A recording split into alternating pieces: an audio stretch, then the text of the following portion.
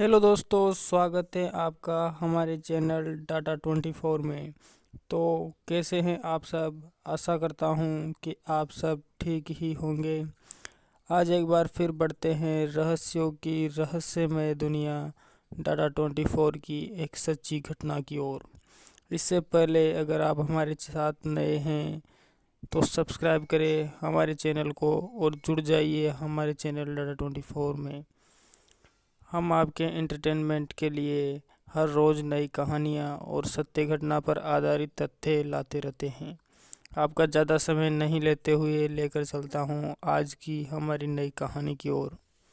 नमस्कार दोस्तों, मैं राजकुमार जो कि एक ट्रैक्टर ड्राइवर हूँ, लेकिन लोग मुझे बजरी माफिया भी कहते हैं। मैं राजस्थान के टोंक ज़िले से होकर निकल रही बनास नदी से बजरी भरता हूँ और गाँवों में अच्छी कीमत पर उसे सेल करता हूँ, जिससे मेरा बहुत मुनाफा होता है। हाँ, मैं जानता था कि ये काम इलीगल नहीं है, लेकिन इस काम को करने की अब मेरी मजबूरी बन चुकी थी। 2-4 बार मैं पुलिस के भी हाथ लगा हूँ, लेकिन फिर भी मैं लगातार इस काम को करता जा रहा हूँ। एक दिन मैं ऐसे ही शाम 7-8 बजे मैं बनास से बजरी लेके निकला। अभी ये फिक्स नहीं था कि वो बजरी मुझे कहाँ डालनी है।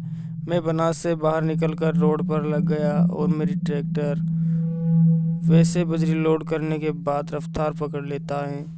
वो तो आप जिसे मुझे लगता है कि आप सब भली भांति परिचित होंगे। मैंने एक होटल पर अपना ट्रैक्टर रोका और वहाँ खाना खाया और वही बैठकर 2-4 कैंडिडेट से बात की कि तुम्हें बजरी चाहिए तो बोलो। एक ने ठीक है राजकुमार, मेरे यहाँ डाल दे।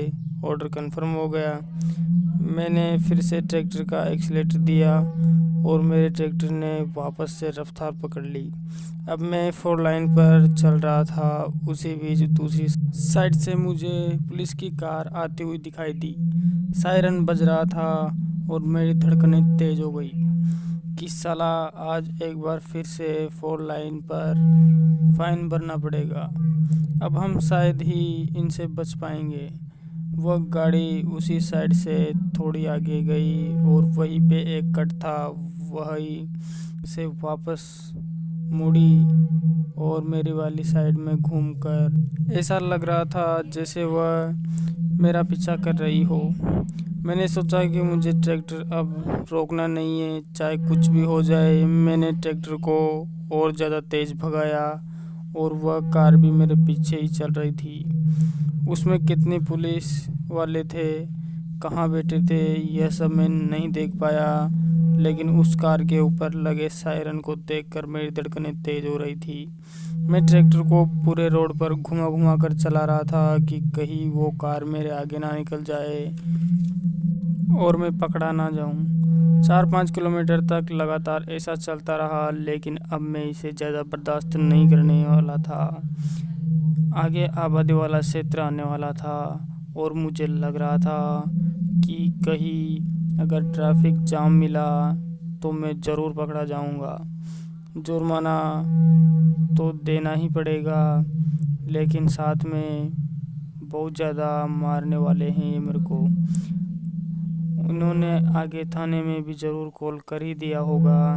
फिर मैंने दिमाग लगाया कि आगे एक खाली फील्ड था और उसमें से एक रास्ता गांव में निकल रहा था। मैं उस रास्ते से ही गांव की तरफ से होकर खेतों की ओर निकलना जाऊंगा और मैंने वैसे ही किया। अपना ट्रैक्टर भगाकर उस फील्ड में लिया और वही गाड़ी सड़क के किनारे रुक गई। मैं अपने ट्रैक्टर को तेज़ स्पीड में फील्ड के चारों ओर घुमाने लगा। मुझे लग रहा था कि ये पुलिस वाले डर रहे हैं कि यह अनाड़ी अपने ट्रैक्टर को हमारे ऊपर चढ़ा दे शायद, इसीलिए ही वो लोग अपनी कार को फील्ड में नहीं उतार रहे। और मैं अपने ट्रैक्टर को उसी तरह घुमा रहा था, सोच रहा था कि परेशान होकर ये लोग यहाँ से निकल जाएंगे, बस थोड़ी देर और ऐसा करता हूँ। लेकिन ऐसा कुछ नहीं हुआ। वह गाड़ी वापस जाने के बजाय फील्ड में उतर गई। मैंने फिर ट्रैक्टर को घुमाना बंद किया और उस गांव के कच्चे रास्ते से अपने ट्रैक्टर की गांव की ओर भगाना चालू कर दिया। रास्ता संकरा था, इसलिए वह कार मुझे ओवरटेक तो नहीं कर सकती थी, लेकिन वह भी मेरे जस्ट पीछे ही चल रही थी। फिर मैं गांव में एंटर हुआ और अपने ट्रैक्टर को गांव की गलियों में इतना घुमाया, लगभग 1 घंटे तक चक्कर लगाता रहा और अंत में मैं पुलिस की नज़रों से बच निकला। लेकिन उस कार के सायरन की आवाज़ तो मुझे अब भी आ रही थी। फिर मैंने सोचा कि अगर मैं यहाँ इस गली में खड़ा रहा तो जल्दी ही पकड़ा जाऊँगा, और मैंने फिर से अपने ट्रैक्टर को स्टार्ट किया, एक्सीलेटर दिया, अपने ट्रैक्टर को खेतों की तरफ ले गया। वहीं पे कुछ खाली जगह थी, चारों ओर दीवारें हो रखी थी, गेट खुला हुआ था। मैंने उसी प्लॉट में अपने ट्रैक्टर को घुसा दिया और उस बाउंड्री के अंदर ले गया। काफ़ी ऊंची बाउंड्री थी। मुझे लग रहा था कि अब अगर बाहर से देखे तो देखने वाले को मेरा ट्रैक्टर नहीं दिखेगा, और मैं वहीं चुपचाप अपनी सीट पर बैठकर सिगरेट पीने लगा। घूंघार रात का अंधेरा था, आसपास सुनसान मच रही थी।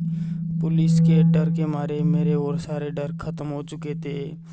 मेरे सामने एक टीपीसी लेवल हो रखा था, कमरे की तरह। उस पर 4 पिलर खड़े हो रखे थे, चादर डले हुए थे।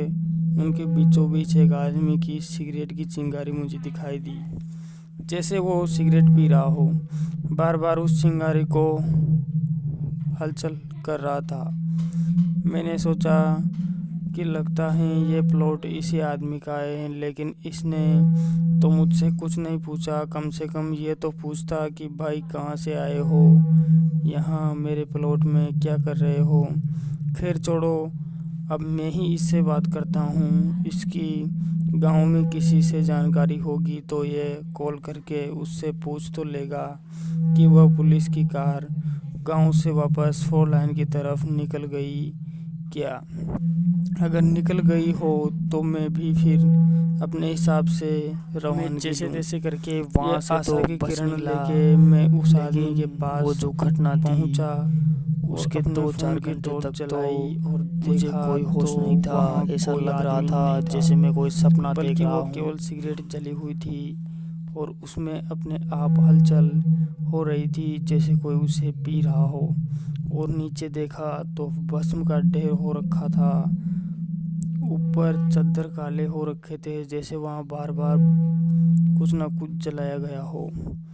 यह सब देखकर मेरे होश उड़ गए और मेरी कपकपाने लगी।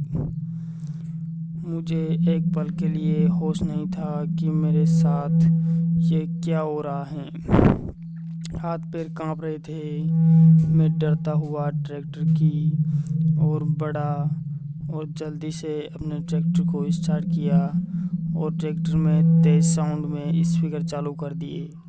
जल्दी से अपना ट्रैक्टर उस शमशान के बाहर निकाला और मेरी पुलिस के डर से भी ज़्यादा धड़कनें तेज हो रही थी। तो दोस्तों, ये थी हमारी आज की सच्ची घटना जो राजकुमार जी ने हमारे साथ शेयर की। मिलते हैं दोस्तों अगली और नई कहानी के साथ। तब तक के लिए बाय, टेक केयर।